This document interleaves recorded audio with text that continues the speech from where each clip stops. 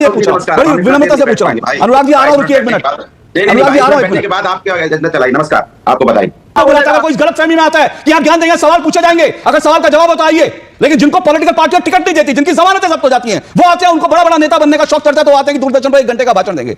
और जिन प्रवक्ताओं को पॉलिटिकल पार्टियां टिकट नहीं देती, जिनको टिकट देती है, जिनकी जमानतें जब्त हो जाती हैं, वो टेलीविजन चैनल पर आते हैं, तो उनको लगता है कि वो सबसे बड़े नेता हैं। उनको लगता है कि उनको जो है आते ही उनको माइक थमा दिया जाए, उनको ज्ञान जो भाषण लिख कर है उनको बोलने का मौका दिया जाए। यही दिक्कत है। मैं धमकी नहीं दूंगा, मैं सबका हिसाब करूंगा। अनुराग भदौरिया को लगता है वो वीआईपी है, इसलिए उनको कैसे लग सकता है, इसलिए वो डिबेट छोड़ के चले गए। उसके बाद आप धमकी दे रहे हैं डिबेट छोड़ के। अगर आप डिबेट छोड़कर जाना चाहते हैं तो आपका स्वागत है, आप अभी भी जा सकते हैं। या ये करते हैं कि बाकी 3 लोग वक्त पे बोलेंगे, आप राज्यपाल पे बोलेंगे, ऐसा मैं एक बैनर तैयार करवा देता हूं और आपके सामने वो आता रहेगा कि सैयद जवाद आज राज्यपाल पर ही बोलेंगे। बोलिए। राहुल जी बोलते हैं लेकिन माइक ऑफ कर दिया जाता है, भाग जाते हैं राहुल गांधी जी को ही।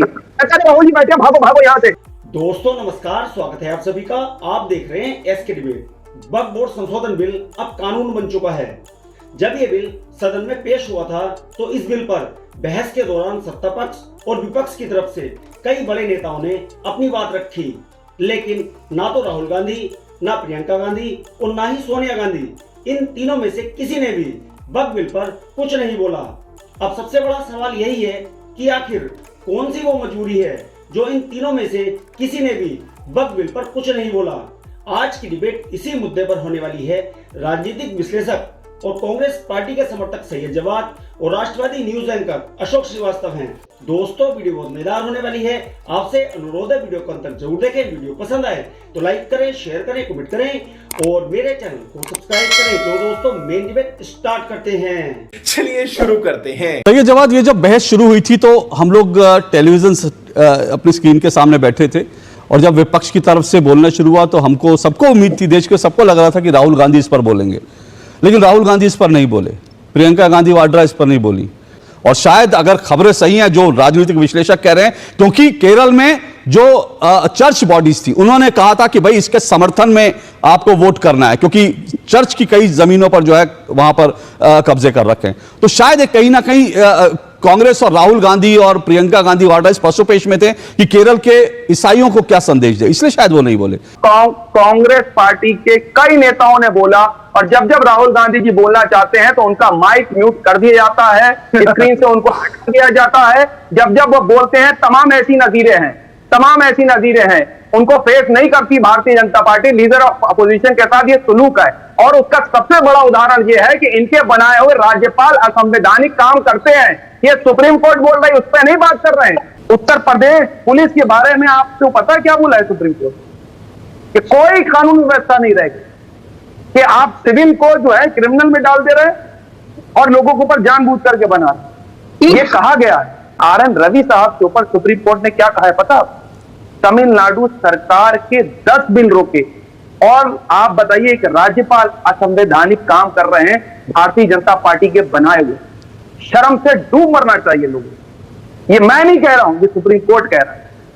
अरे कृषि कानून बिल जब इन्होंने पास करवाए थे, पूछिए कोरोना में कैसे पास करवा लिए थे, कौन से लोकतांत्रिक तरीके से पास हो गए थे। सैयद जवाद, यही आपने सुनिए सैयद जवाद, सुनिए ना, एक मिनट सुनिए ना सैयद जवाद, सुनिए ना, एक मिनट सैयद जवाद, आप संविधान कर रहे थे ना, आप तो डिबेट की शुरुआत भी जय संविधान से करते हैं। मुझे एक बात बताइए, संविधान करते हैं आप, मुर्शिदाबाद में सड़कों पर जिहादी नारा लगा रहे थे, संविधान को ना मानते हैं ना मानेंगे। बात तो सही है। कांग्रेस से एक प्रस्ताव पारित करवा देते बैठक में, या खड़गे जी से बुलवा देते, राहुल गांधी जी से ट्वीट करवा देते कि ये लोग जो संविधान के नाम पर संविधान ना मानते हैं ना मानेंगे, एक ट्वीट करवा देते कि ये जिहादी लोग हैं, ये दंगाई लोग हैं, भारत के संविधान की अवहेलना करना जो है ये दंगाई लोग हैं, इनसे नहीं। तो क्यों नहीं किया अब तक? बहुत अच्छा सवाल है, मुबारक हो। मुर्शिदाबाद हिंसा के ऊपर मैं आज आपके चैनल पे कह रहा हूं और भी चैनलों पे मेरे स्टेटमेंट उठा करके देख लीजिएगा। मैं आपके स्टेटमेंट की बात नहीं कर रहा हूं, मैं खड़गे जी के स्टेटमेंट की बात कर रहा हूं, मैं राहुल गांधी के स्टेटमेंट की बात कर रहा हूं। 10 सेकंड में अपनी बात बोल दूं। आप कांग्रेस नहीं है ना, आप कांग्रेस को डिफेंड करने आए, आप कांग्रेस है नहीं सर। गजब बेइज्जती है।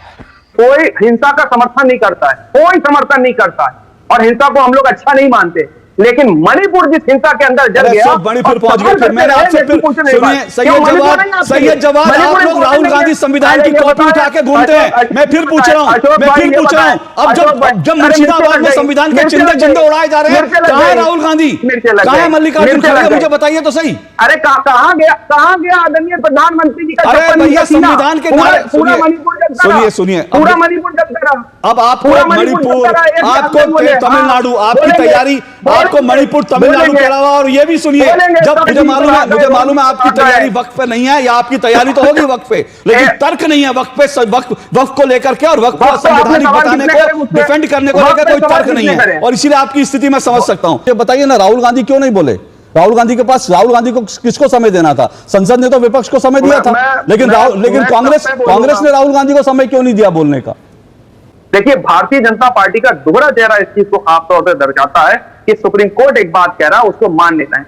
इनके कितने राज्यपाल जो हैं जिस तरीके से काम कर रहे हैं, देखिए किस तरीके से गैर संवैधानिक तरीके से काम कर रहे हैं। सर, आज की डिबेट राज्यपालों पर कर रहे हैं, हम डिबेट का विषय बदल दें कि राज्यपालों का कब किसने दुरुपयोग किया, इस पर आज की डिबेट कर लें। अगर आप बोले तो विषय बदल देते हैं। अब अगर विषय पर आपकी तैयारी नहीं, तो आप मुझे बताइए कि आप वक्त पे तैयारी करके नहीं आए, आपकी तैयारी राज्यपाल पर है, तो मैं आज का विषय बदल देता हूं आपकी सहूलियत के लिए।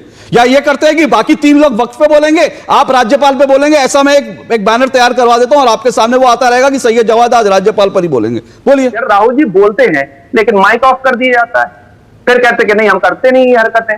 तमाम चीजें रिकॉर्ड है। आदरणीय प्रधानमंत्री जी सदन में आकर के बैठे, राहुल गांधी जी को फेस नहीं करते हैं आजकल सदन के अंदर। क्या बोला तूने? वक्त नहीं देते हैं, वो भाग जाते हैं राहुल गांधी जी को देखते ही। अच्छा राहुल जी बैठे, भागो भागो यहाँ से। सैयद जवाद ट्रैक रिकॉर्ड, सैयद जवाद संसद की प्रोसीडिंग उठाकर देखिए जो आप बोल रहे हैं। अगर मुझे पता होता आप ये तो मैं संसद की प्रोसीडिंग जो अभी रख देता आपके सामने कि जब प्रधानमंत्री बोल रहे थे तो विपक्ष कैसे कुर्सियों से उठ कर भाग गया था। वो छोड़िए राहुल गांधी किससे भागे। सुनिए ना, राहुल गांधी ने तो ये भी कहा था, राहुल गांधी ने तो ये भी कहा था कि बिल पारित नहीं करवा पाएंगे, सरकार हम चला रहे हैं। तो भाई बिल कैसे पारित हो गया? कैसे पारित हो गया? राहुल गांधी ने तो, मुझे विषय बताइए ना। मैं आपसे सीधे, देखिए दोबारा पूछ रहा हूं, मैं आपसे सीधा पूछ रहा हूं, कांग्रेस ने राहुल गांधी को क्यों नहीं आगे किया वक्त पर बोलने के लिए? 6 घंटे थे, 5 घंटे 6 घंटे थे, क्यों नहीं बोला आप लोगों ने? क्यों नहीं राहुल गांधी को बोलने का मौका दिया? अबे जल्दी बोल, कल सुबह पनवेल निकलना है। राहुल जी बोल रहे हैं, कहां बोले? कांग्रेस पार्टी बोल रही, संसद में कहां बोले? आप पूरी बोल रहे, क्यों? कांग्रेस का कौन सा लीडर नहीं बोला? हाँ, बहुत बढ़िया। तो राहुल गांधी नहीं बोले, प्रियंका गांधी वाड्रा नहीं बोली? नहीं, राहुल गांधी तो बहुत कुछ बोले। कहां बोले? संसद में कहां बोले वक्त पर? जेपीसी के जो मेंबरान, छोड़िए सर, मैं रोहन गुप्ता रिस्पॉन्ड कीजिए, फिर मैं आगे बढ़ूंगा। अरे फिर नहीं बोलेंगे। अब आप जेपीसी में, राहुल गांधी जेपीसी में नहीं थे। राहुल गांधी, मैंने पूछा जब विपक्ष को 5-6 घंटे दिए गए थे, जब कांग्रेस को 5-6 घंटे दिए गए थे, उसमें राहुल गांधी को कांग्रेस ने बोलने के लिए आगे क्यों नहीं किया? मैं आपसे बार-बार ये पूछ रहा हूं, बड़ी विनम्रता से पूछ रहा हूं। अनुराग जी आ रहा हूं, रुकिए 1 मिनट। अनुराग जी आ रहा हूं 1 मिनट के बाद आपके एजेंडा चलाई। नमस्कार, आपको बधाई। नहीं, अनुराग जी आ रहा हूं आपके पास। इतनी जल्दी क्या अनुराग जी भागने की? अनुराग जी इतनी जल्दी क्यों भागने की है? मतलब आते ही आप लोगों को माइक चाहिए? ये अनुराग भदौरिया हैं समाजवादी पार्टी के, आते ही उनको माइक चाहिए था क्योंकि भाषण लिख के लाए थे। वो भाषण लिख के लाए थे, आदत है भाषण देने की। हम यहां भाषण देने की इजाजत नहीं देते हैं। और जिन प्रवक्ताओं को पॉलिटिकल पार्टियां टिकट नहीं देती, जिनको टिकट देती है, जिनकी जमानतें जब्त हो जाती हैं, वो टेलीविजन चैनल पर आते हैं तो उनको लगता है कि वो सबसे बड़े नेता हैं। उनको लगता है कि उनको जो है आते ही उनको माइक थमा दिया जाए, उनको ज्ञान जो भाषण लिख कर आए उनको बोलने का मौका दिया। यही दिक्कत है विपक्ष के साथ, यही दिक्कत है। अभी अनुराग भदौरिया हरा कुर्ता पहनकर ये सोच कर आए थे कि आज डीडी न्यूज पर आएंगे और अपना भाषण लिख कर आएंगे और 1 घंटा देश को ज्ञान देंगे। लेकिन मैं ज्ञान देने के लिए नहीं यहाँ पर किसी को बुलाता। अगर कोई गलत फहमी में आता है कि आप ज्ञान देंगे, सवाल पूछे जाएंगे, अगर सवाल का जवाब होता आइए। लेकिन जिनको पॉलिटिकल पार्टियां टिकट नहीं देती, जिनकी जमानतें जब्त हो जाती हैं, वो आते हैं, उनको बड़ा बड़ा नेता बनने का शौक चढ़ता है, तो वो आते हैं कि दूरदर्शन पर 1 घंटे का भाषण देंगे। गजब बेइज्जती है। 37 सांसद हो गए, इसका मतलब ये नहीं है कि आप भाषण लिख के लाएंगे और दूरदर्शन आपको खुला मंच दे देगा, भाषण दे देगा। गजब का डबल स्टैंडर्ड है यार। अशोक भाई 10 सेकंड तो बोलने दो मेरे बड़े भाई। आपको 10 सेकंड नहीं, आपको मैं 2 मिनट दूंगा या 3 मिनट दूंगा। अशोक जी ने कहा है और नहीं दिखाई दे रहा है। नहीं, मैंने क्या नहीं कर पाऊंगा। मैं नहीं कर पाऊंगा। मैंने क्या क्या मैंने आप झूठ बोल के करोगे क्या? मैंने आपसे क्या सवाल पूछा? मैंने आपसे आप कह रहे हैं ना सैयद जवाद, मेरी बात सुनिए। आपने कहा प्रोपेगेंडा फैला रहे हैं। मैं कह रहा हूं प्रियंका गांधी वाड्रा अगर पहुंची है तो आप मुझे सही कर दीजिए, मैं कह दूंगा, अपनी बात वापस ले लूंगा। जवाब तो, अरे भाई आज मैंने एक की धमकी देख ली, बाकी लोगों की भी धमकी सुन ली, अब जरा मेरी भी धमकी सुन लीजिए। मैं धमकी नहीं दूंगा। एक मिनट रुकिए अवधेश जी रुकिए, अवधेश जी रुकिए एक मिनट। मैं धमकी नहीं दूंगा, मैं सबका हिसाब करूंगा। अनुराग भदौरिया को लगता है वो वीआईपी हैं, इसलिए उनको कैसे लग सकता है, इसलिए वो डिबेट छोड़ के चले गए। उसके बाद आप धमकी दे रहे हैं डिबेट छोड़ के। अगर आप डिबेट छोड़कर जाना चाहते हैं तो आपका स्वागत है, आप अभी भी जा सकते हैं, मुझे कोई फर्क नहीं पड़ता। मेरी डिबेट में मेरे कोई आए कोई जाए। अशोक श्रीवास्तव की डिबेट, डीडी न्यूज की डिबेट डीडी न्यूज की वजह से देखी जाती है। अनुराग भदौरिया, सैयद जवाद की वजह से नहीं देखी जाती। कोई मेरी डिबेट में आके मुझे धमकियां ना दे।